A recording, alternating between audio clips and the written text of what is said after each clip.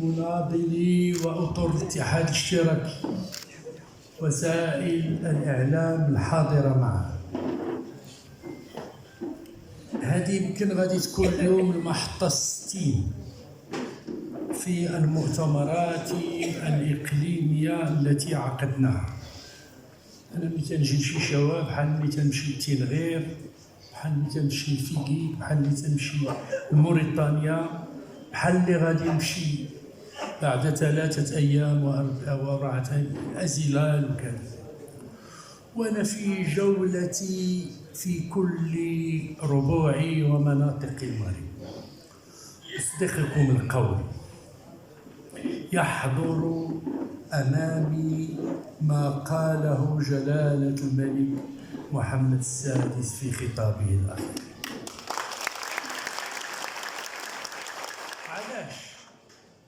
لأنه بصراحة ملي تنزور بعض المناطق وتندير مؤتمرات في بعض المناطق، أكاد أن أتصور أننا نعيش في بلد يتجاوز ما تعيشه إسبانيا والبرتغال وإيطاليا في دول البحر الأبيض المتوسط جنوب أوروبا.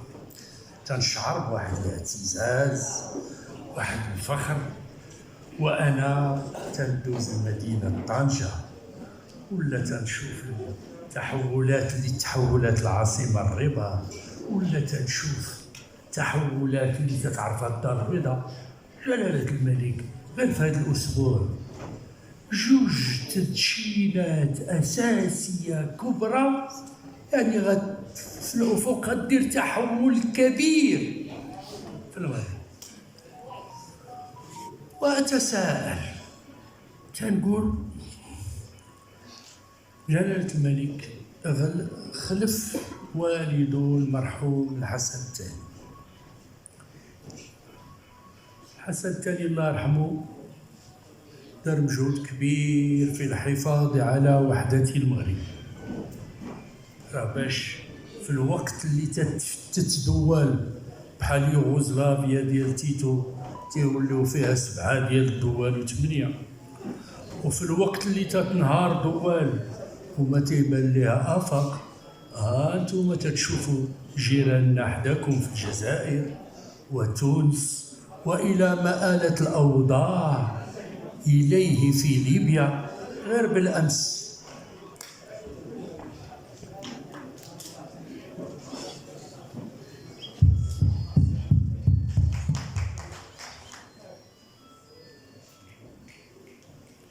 غير بالأمس كانوا المغاربة تيشدوا الرحال باش يلقاو شغل في ليبيا.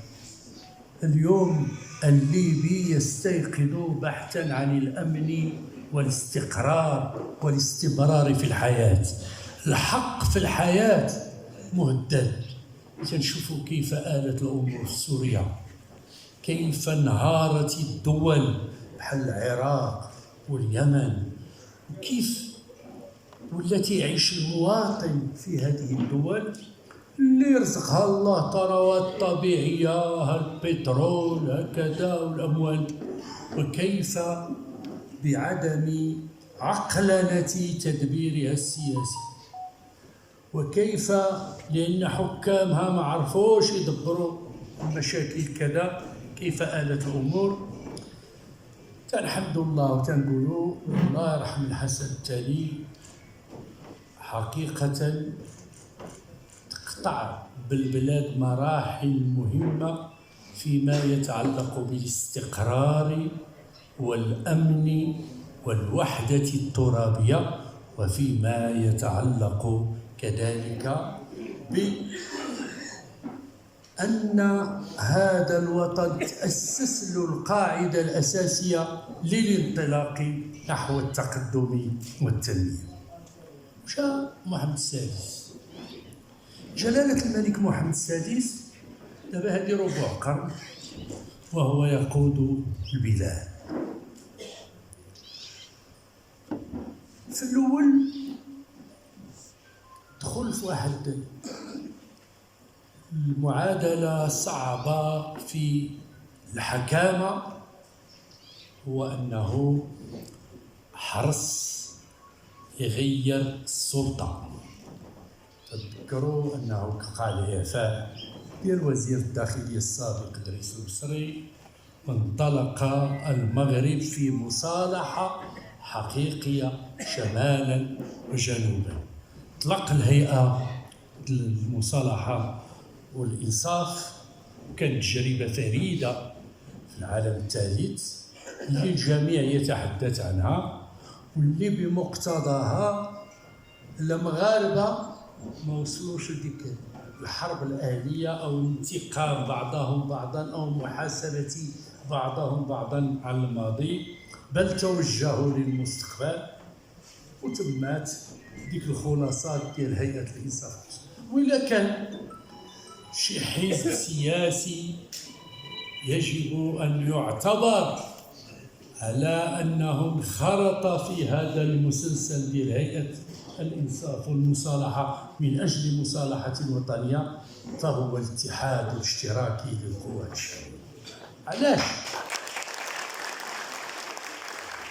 ماشي لأنه تنقولوها حنا، لأن التقارير وخلاصات العمل ديال الهيئة اللي نصبها جلالة الملك محمد السادس هي اللي جات وأكدت بأن أكثر من 80% من ضحايا سنوات الرصاص كلهم كانوا من أبناء الاتحاد الشعبي.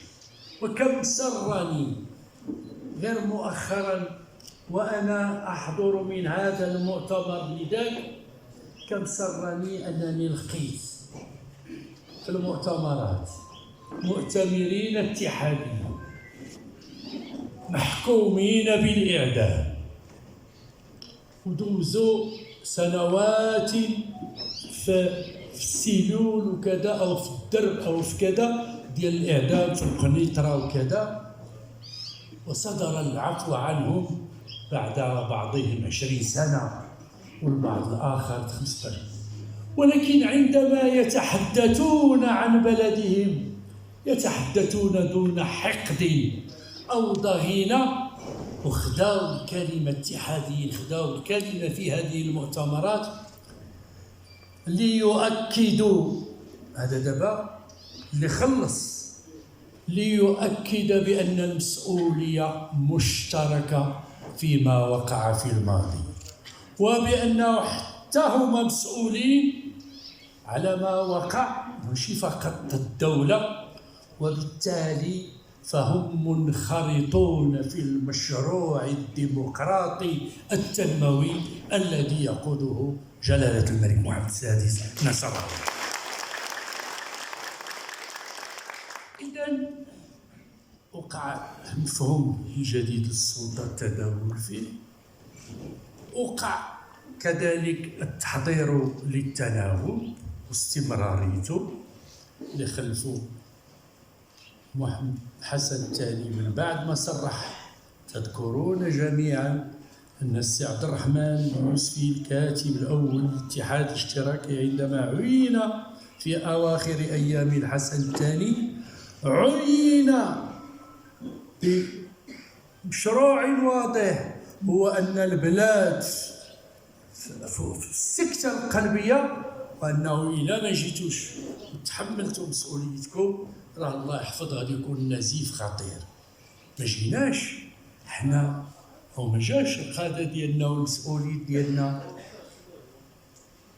تينفخوا على الشعب المغربي ولا تيقولوا ليه درنا ولا ما درناش ولا كذا وانا درت لا، بالعكس، اختار الاتحاديون في الصمت المساهمة مع جلالة الملك في إنقاذ الوطن والتوجه إلى الأمام. إذن دازت واحد الحقبة، كل هذه ال5 سنوات الأولى اهتمت بالجانب ديال الحكامة، واهتمت بالحريات الفردية والجماعية، واهتمت بمصالحات قضية المرأة، قضية اللغة الأمازيغية، قضية واحد مجموعة القضايا اشتغل عليها. ثم مباشرة من بعد منها. أنا هذا تقييمي من خلال زيارتي لواحد المجموعة الأقاليم. الاستراتيجية الأساسية اللي اختار جلالة الملك محمد السادس هو الاشتغال على البنيات الأساسية والأوراش الكبرى.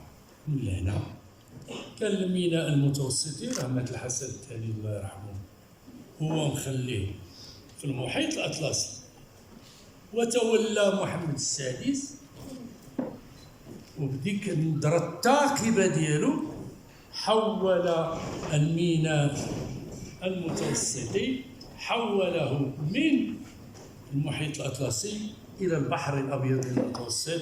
أنتم تشوفوا الآثار التي أصبحت. نعطيكم غير من الآثار. كنا تنقطعوا الخطيوات ونمشيو للسبتة باش نديروا الكونتربوند. اليوم السبتاوة الإسبانيين اللي موجودين تما تيدخلوا يوميا إلى تطوان من أجل غدائهم، من أجل شربهم. معناه وقع تحول، ومبقاتش ديك النظرة ديال الكونتربوند.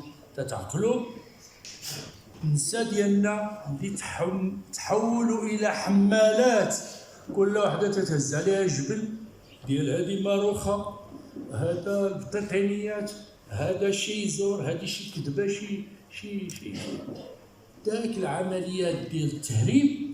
اليوم يمكن لك أن تذهب بعد الميناء المتوسطي وبعد الطريق الساحلي اللي دار مع حكومة التناوب وبداية العهد ديال جلالة الملك محمد السادس، الطريق الساحلي الذي امتد من السعيدية إلى طنجة، واللي اليوم تعرف تقدم وتطور.